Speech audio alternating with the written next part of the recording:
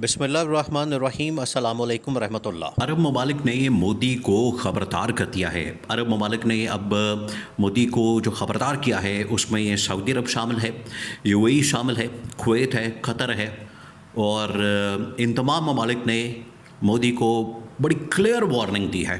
Clear warning कि अगर तुम्हारी जानिब से हमला किया गया पाकिस्तान के ऊपर तो उसका नतीजा ये होगा, एक तो तुम्हें भुगतना पड़ेगा, पाकिस्तान बिल्कुल तैयार है, पाकिस्तान उसका दो टोक जवाब देगा, पाकिस्तान की जानिब से ये पर लिहाज नहीं रखा जाएगा, पाकिस्तान पर हमला करेगा, पहल तुम करोगे, आगाज़ तुम्हारी जानिब से किया जाएगा, बाद में फिर पाकिस्तान इसका जवाब देगा और इख्तिताम फिर पाकिस्तान की जानिब से होगा। अब अरब ममालिक ने इंडिया को ये वार्निंग क्यों दी है? अरब ममालिक की जानिब से जो इंडिया को वार्निंग दी गई है उसके पीछे 2-3 वजूहात हैं। अरब ममालिक को इस बात का पता है और ये सारी दुनिया की जानिब से जो इंडिया को इस वक्त कहा जा रहा है कि जंग से दूर रहो, जंग से बात रहो और ख़बरदार पाकिस्तान के ऊपर हमला किया। अब अरब ममालिक का क्या इंटरेस्ट है? देखिए, आप इस बात को समझें कि अरब ममालिक का इंटरेस्ट क्या है। अरब ममालिक का असल में इंटरेस्ट ये है कि अरब ममालिक की अरबों डॉलर्स की इस वक्त इन्वेस्टमेंट जो है वो इंडिया के अंदर मौजूद है, भारत के अंदर मौजूद है और भारत इसे इनकार नहीं कर सकता, भारत इससे किसी सूरत भी भाग नहीं सकता।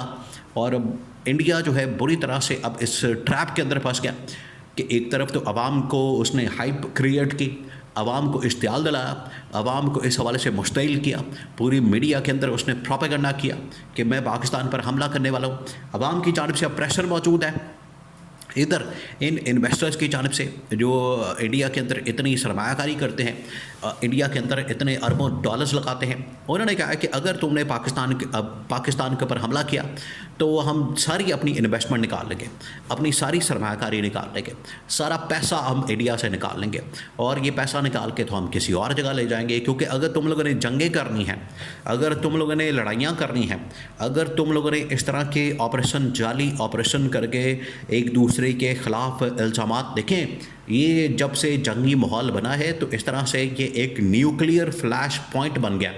ये पाकिस्तान और इंडिया के दरमियान जो इस वक्त हालात बन चुके हैं, ये एटमी जंग की तरफ मामला जा सकता है। अब एटमी जंग की तरफ अगर मामला चला जाएगा तो अब फिर आप सोचें कि यहाँ पर हालत क्या होगी, यहाँ पर सिचुएशन क्या होगी, यहाँ पर हालात क्या बनेंगे। यहाँ पर चरिंद परिंद नहीं नज़र आएंगे, यहाँ पर दरख्त नहीं उगेंगे, यहाँ पर पत्ते नहीं नज़र आएंगे, यहाँ पर हरियाली ख़त्म हो जाएगी, शहर के शहर और यहाँ पर बंजर हो जाएंगे। कहाँ जाएंगे फिर आप? तो कौन यहाँ पर इन्वेस्टमेंट करेगा, कौन सरमायाकारी करेगा जब यहाँ पर बंदा ना बंदे की साथ और शहर के शहर जो है मुकम्मल तौर पर तबाह बर्बाद हो जाएंगे, बंजर हो जाएंगे। इसकी वजह से आज अरब ममालिक की जानिब से मोहम्मद बिन सलमान, सऊदी अरब, यूएई, क़तर, कुवैत, ओमान, तमाम ममालिक की जानिब से, क्योंकि उनकी बहुत ज़्यादा इन्वेस्टमेंट, देखिए ये पाकिस्तान के अंदर भी इन्वेस्टमेंट करना चाहते हैं, पाकिस्तान के अंदर भी सरमायाकारी करना चाहते हैं, लेकिन पाकिस्तान का एक बहुत बड़ा मसला ये है कि पाकिस्तान में तो मुसलसल अदम इस्तेहकाम रहता है, पाकिस्तान के अंदर मुसलसल इंस्टेबिलिटी रहती है। लेकिन ये जो इंडिया के अंदर इंस्टेबिलिटी, अदम इस्तेहकाम और ये जो जंगी सिचुएशन बनी है, ये तो 5 साल में 10 साल में एक मरतबा बनती है और 5 साल बाद 10 साल बाद अगर एक मरतबा बने तो वो फिर इंडिया को समझा देते हैं, इंडिया को इस हवाले से बता देते हैं। तो ये इस पर सबक है सीखने के लिए पाकिस्तान के लिए कि आपने किस तरीके से अपने इंटरनल मामलात के अंदर, ख़ास तौर पर इंटरनल मामलात में, ये बड़ी अहम चीज़ है, ये बड़ा अहम मामला है कि आपने अपने इंटरनल सिचुएशन के अंदर स्टेबिलिटी लानी है। वहाँ पर आपने अपना जो इस्तेहकाम है वो क्रिएट करना है, इस्तेहकाम लेकर आना है और यही आपकी बेहतरी का बायस बन सकता है। इसी की वजह से बेहतरी आ सकती है, वरना आप सोच भी नहीं सकते।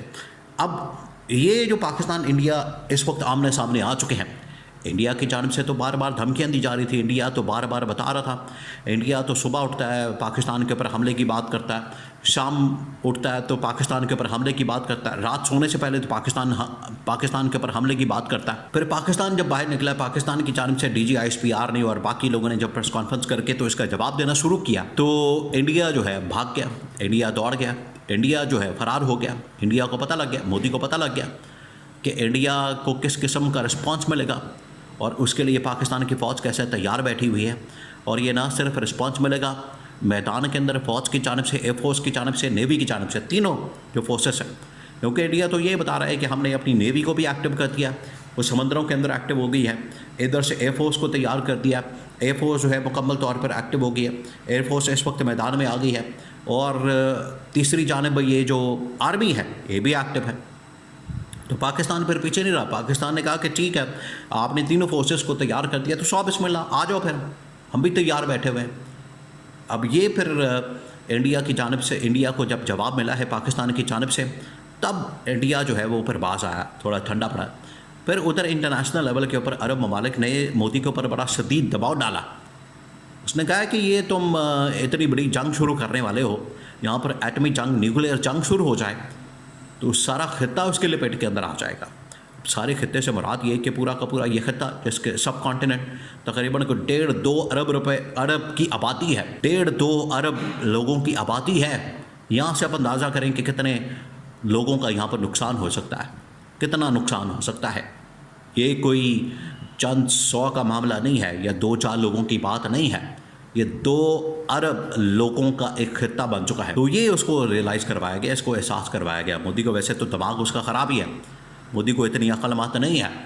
मोदी अपनी सियासत चमकाने के लिए, अपना रोब दबाने के लिए और अपनी इजारादारी कायम करने के लिए ये इस तरह की हरकतें तो करता है। उसकी जानिब से ये पाकिस्तान के ऊपर हमला करने की बात तो की जाती है, लेकिन अब मोदी को समझ आ गई है। मोदी को इस हवाले से बता दिया गया, समझा दिया गया कि अगर तुम इस तरफ आए, अगर तुम्हारी जानिब से ये हमला किया गया और तुमने अगर कोई ऐसी हरकत की तो फिर उसके बाद नुकसान तुम्हारा ही होगा, कोई मुल्क तुम्हारा साथ नहीं देगा।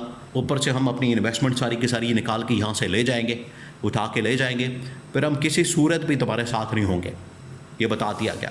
और अरब ममालिक वो हमेशा अपने इंटरेस्ट को देखते हैं, हमेशा अपने मफादात को सामने रखते हैं और हर मुल्क का ये हक है, हर मुल्क की जानिब से ये इसी तरह का रवैया अपनाया जाता है। तो मोदी को जब इस बात का अंदाज़ा हुआ कि कोई भी मुल्क उसके साथ नहीं खड़ा सिवाय इसराइल के या अमेरिका के, तो इन ममालिक के सपोर्ट हासिल करके मैंने कौन सा किसी का क्या उखाड़ देना, क्या कर लेना, ये उसको बता दिया गया। फिर मोदी की जानिब से ये फिर रिस्पॉन्स जो है वो थोड़ा ठंडा पड़ा है।